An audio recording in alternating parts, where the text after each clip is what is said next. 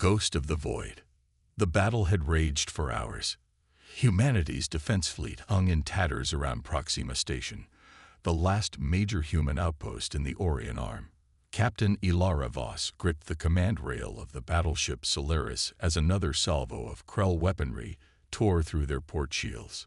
"Damage report," she shouted over the blaring alarms. "Decks 3 through 7 depressurizing." Lieutenant Kowalski responded, fingers dancing across his console. "Weapons at 23%. Reactor containment holding. Barely." Voss studied the tactical display where dozens of sleek obsidian Krell warships circled like predators around the battered human fleet. Proxima Station's defense grid was faltering. The station itself had sustained critical damage. Thousands of civilians waited in evacuation ships, but with the Krell blockade, there was nowhere to run. "How many ships are still combat capable?" Voss asked, already knowing the answer wouldn't be good. Commander Reese Takeda, her XO, looked up from the status feeds. 7, Captain. The Solaris, Edison, 2 corvettes, and 3 frigates. The rest are either defensive only or dead in space. The Krell Dominion had swept through the outer colonies like a scythe, their technology outclassing humanity's best defenses. Their motivation remained unclear. They communicated only through violence, their ships black as space itself, their weapons unlike anything humanity had encountered before. "Admiral Wright is requesting all captains for an emergency briefing," Communications Officer Lyon said, her voice tight with exhaustion. "Priority channel." Voss nodded, and moments later, the grim face of Admiral Wright appeared on the main view screen. The lines around his eyes had deepened over the 3 months of war. "We're out of options," he said without preamble. "Command has authorized Protocol Terminus. We hold the line here. Evacuate as many civilians as possible through the Callisto Corridor." And then he paused, the weight of what he was about to say visible in his expression. "Then we ensure the Krell take nothing from this station. A self-destruct order.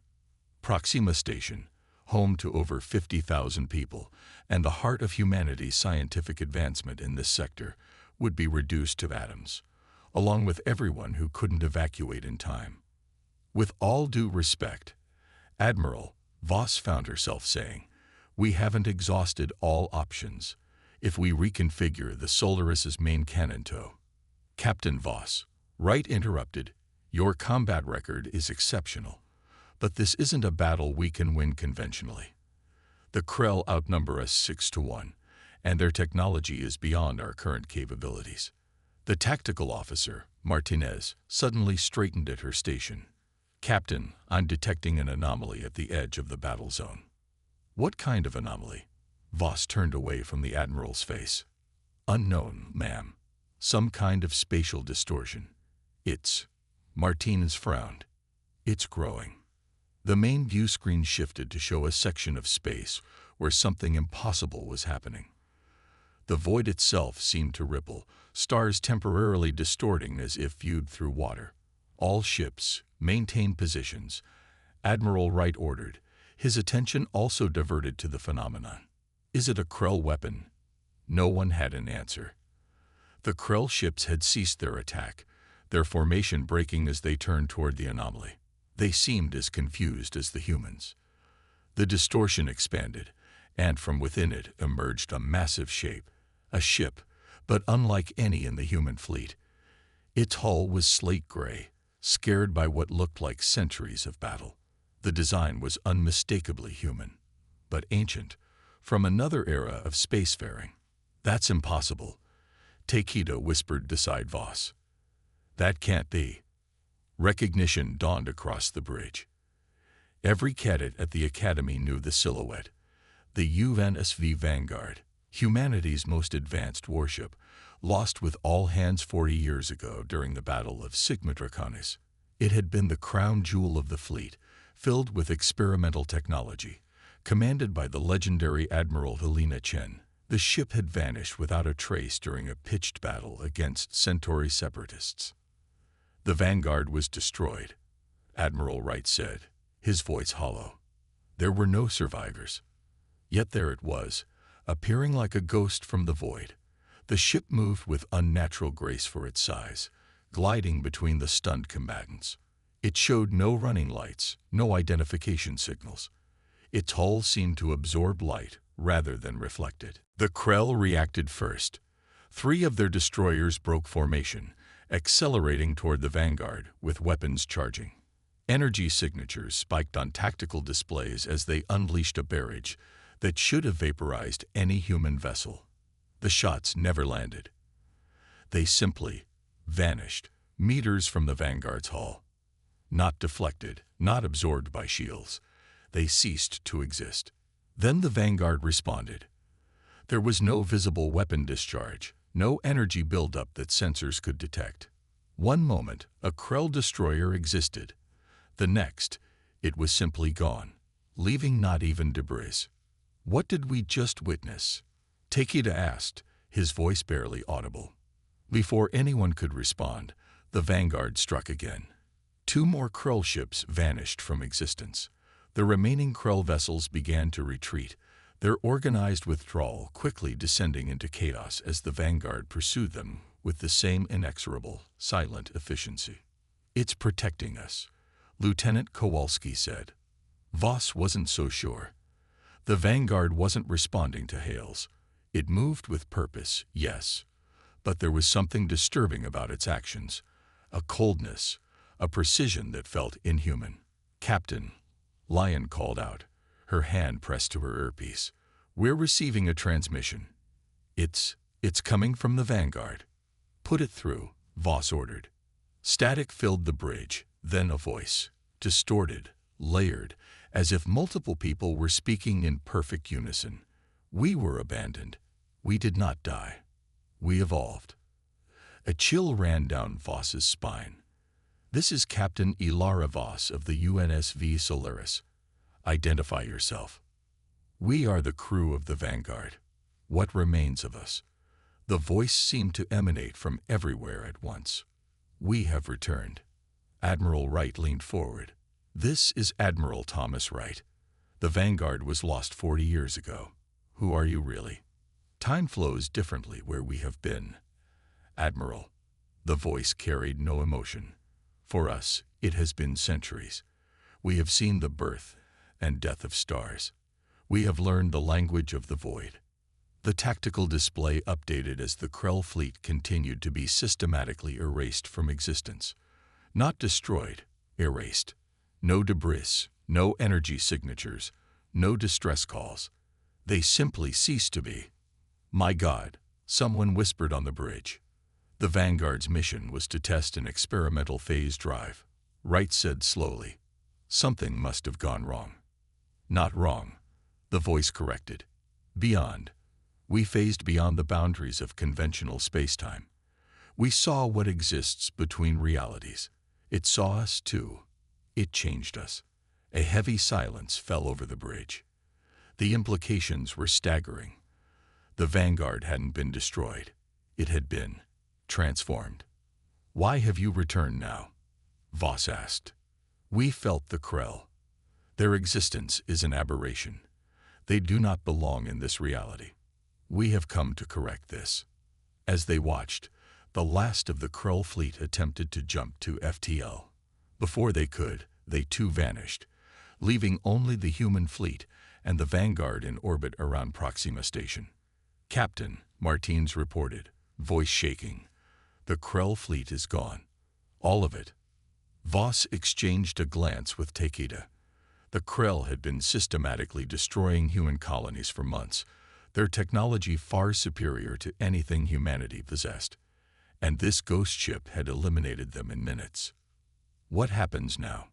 Admiral Wright asked, addressing the Vanguard. The response came after a long pause. "We continue our purpose. The Krell are merely one symptom of a larger infection. There are others. And what is your purpose?" "To protect humanity by any means necessary, even from itself." The Vanguard began to move again, accelerating away from Proxima Station. "Wait," Voss called out. "Where are you going?" "To find the source. The Krell are merely servants. We will eliminate their masters." With that, the transmission cut off. The Vanguard reached the edge of the system, and then, without any detectable energy surge or warp signature, simply disappeared. On the bridge of the Solaris, no one spoke. The battle was over. They had survived, but Voss couldn't shake the feeling that they had just witnessed something both miraculous and terrifying. The return of a legend, but one that had become something else entirely during its absence. "All ships, stand down from combat stations," Admiral Wright finally ordered. "Begin recovery operations." And he hesitated. "Classify everything regarding the Vanguard. Maximum security clearance." Voss stared at the empty space where the ghost ship had vanished. She had the unsettling feeling that this wasn't the last they would see of the Vanguard. The war with the Krell might be over, but something told her a new chapter was just beginning. As if reading her thoughts, Takeda murmured beside her, "What happens when it decides humanity needs protection from itself?" Voss had no answer, only a certainty that whatever the Vanguard had become, it would change the course of human history forever. What returns from darkness? 1 week after the Battle of Proxima Station, Captain Ilara Voss stood in a secure briefing room deep within the station's military sector. The damage from the Krell attack was still evident: flickering lights, exposed conduits, the occasional rumble of repair drones. But the station had survived, along with most of its population. Thanks to a ghost. "Everything we thought we knew about the Vanguard was a lie," Admiral Wright said, addressing the small group of high-ranking officers gathered around the holotable. "It's time you learned the truth." The holotable illuminated with classified files, mission reports, and personnel records, all bearing dates from over 40 years ago. The official story was that the Vanguard was lost testing an experimental phase drive during the Battle of Sigma Draconis. Wright continued, "The truth is more complicated. The Vanguard wasn't destroyed in battle. It was deliberately sent into an unknown spatial anomaly." Deliberately. Voss couldn't hide her shock. "Why?" Wright's expression darkened. "Politics. Fear. The phase drive wasn't the only experimental technology aboard the Vanguard. The ship carried something called the Prometheus engine, a theoretical weapons system that could manipulate the fundamental forces of reality." Commander Takeda leaned forward. "Like what we just witnessed with the Krell?" "Possibly." Wright nodded. "But 40 years ago, it was untested. High Command feared its potential. When early tests showed unexpected side effects, strange energy readings, reports of crew experiencing temporal distortions, certain factions within the military decided the project was too dangerous to continue. So they sacrificed the ship and crew," Lieutenant Martinez said quietly. "They engineered a scenario where Admiral Chen would have no choice but to activate the phase drive near the anomaly." Wright confirmed. "They expected both the ship and its dangerous technologies would be destroyed. Instead, it survived," Voss finished, "and spent what it described as centuries in, where? Another dimension. We don't know." Wright spread his hands. "Our best scientists are still trying to understand what happened from the sensor data we collected. What we do know is that the Vanguard and whatever remains of its crew have been fundamentally changed by the experience." The briefing continued, detailing what little they knew about the Vanguard's capabilities, how it seemed to erase matter from existence rather than destroying it conventionally, how it moved without any detectable propulsion system, how it had somehow known about the Krell threat and returned specifically to counter it. "There's more," Wright said finally. "We've detected spatial distortions similar to the one that preceded the Vanguard's appearance at 3 other locations: the Arcturus shipyards, Earth's Lunar Command, and Ceres Station." "The heart of military command," Takeda observed. "The people who would have been responsible for the original betrayal. Or their successors," Wright corrected. "It's been 40 years. A chill settled over the room. The implications were clear. The Vanguard wasn't just hunting Krell, it was hunting those responsible for its fate. "We need to establish communication," Voss said decisively. "Whatever the Vanguard has become, it was once human. There must be some connection we can make, some way to reason with it. And if we can't? Martins asked. Wright's answer was grim. Then we prepare for the possibility that we've traded one existential threat for another. 2 days later, the Solaris hovered near the spatial coordinates where the Vanguard had last been detected. Repairs to the battleship had been rushed, its systems barely stable, but time was critical. According to intelligence, the Vanguard had already appeared at Arcturus, neutralizing the defensive systems without a fight before disappearing again. No casualties, but no communication either. Are you sure about this, Captain? Takeda asked as Voss prepared to enter the shuttle bay. If the Vanguard wanted to talk, it would have responded to our hails. Maybe it doesn't trust communications channels, Voss replied, checking the seals on her pressure suit. Maybe whatever it's become requires a different approach. The plan was simple, if desperate. Voss would pilot a small shuttle equipped with a special quantum resonance beacon, technology derived from recovered Krell artifacts. The beacon would, theoretically, create a disturbance in the fabric of reality that might attract the Vanguard's attention. It was a shot in the dark, but it was all they had. If I'm not back in 6 hours, head to Earth, Voss instructed. They'll need every ship they can get if this goes wrong. The shuttle launch was textbook. Voss guided the small craft away from the Solaris, toward the empty stretch of space where sensors had detected trace quantum fluctuations. Once at a safe distance, she activated the beacon. At first, nothing happened. Space remained empty, silent. Then, reality folded. There was no other way to describe it. The stars seemed to bend around a central point, light stretching and compressing in ways that made Voss's eyes water. From within this impossible distortion, the Vanguard emerged. It had changed even from their brief encounter at Proxima. The hull seemed less solid somehow, as if constantly shifting between states of matter. Sections appeared transparent, revealing glimpses of impossible geometries within before becoming opaque again. Voss opened a channel. This is Captain Ilara Voss of the United Nations Space Defense. I've come to speak with the crew of the Vanguard. Silence stretched for long seconds before the response came. There is no crew, Captain, not as you understand it. Then who am I speaking with? We were Admiral Helena Chen, Lieutenant Commander Sato, Dr. Reyes, Engineer Putul, 342 others. Now we are the Vanguard. We are one. A collective consciousness. The implications made Voss's blood run cold. What happened to you in the anomaly? We were torn apart, atom by atom, thought by thought, then reassembled by something that had never encountered humanity before. It was curious.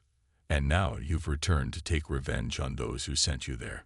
A strange harmonic entered the voice, almost like laughter, but utterly devoid of humor. Revenge is a human concept. We have evolved beyond such limitations. We seek correction, not retribution. The people responsible for what happened to you are long gone, Voss argued. The officers at Arcturus, at Lunar Command. They had nothing to do with that decision. They perpetuate the same systems, the same flaws, the same willingness to sacrifice lives for power. The Vanguard's outlines seem to shimmer, becoming less distinct. Humanity will destroy itself without intervention. We have seen it across 1,000 possible timelines. You can't just. We already have. The voice cut through her protest. The military command structures that would have led humanity to extinction have been adjusted. Those who would have made the critical errors have been removed. The path is corrected. Removed. Voss felt sick. You've killed them. No, we have simply relocated them. They exist still, but outside conventional spacetime. They cannot harm humanity now. Voss struggled to comprehend what that meant. People placed outside of reality itself. It was horrifying yet fascinating, like everything about the Vanguard. And the Krell? She asked. Why did you destroy them? They are tools of entities you cannot comprehend. The first wave of a greater invasion. We have eliminated the immediate threat, but the source remains. What entities? What invasion? The Vanguard's form rippled again. There are spaces between realities, things that live there, things that hunger. The Krell opened doors that should remain closed, allowing these entities influence in our universe. We will close these doors. A warning chime sounded in Voss's shuttle. The beacon was overheating, destabilizing.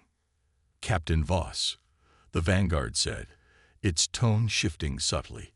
We remember being human. We remember duty, sacrifice, purpose. What we do now, we do to preserve humanity's future. By acting as judge, jury, and executioner, by deciding who lives and who gets relocated, Voss challenged. That's not protection. That's tyranny. The Vanguard was silent for a moment. When it spoke again, there was something different in its voice, something almost recognizable as human emotion. We have seen the end of humanity 1,000 times, Captain. In fire, in ice, in darkness beyond comprehension. What would you have us do with such knowledge? The question hung between them as the beacon's warning became more urgent. Share it, Voss said finally. Help us understand. Guide us, don't dictate to us. Whatever you've become, you were human once. Honor that humanity by trusting in our capacity to choose our own fate. Another long silence. The shuttle systems began to fail as the beacon's distortion field intensified. An interesting perspective.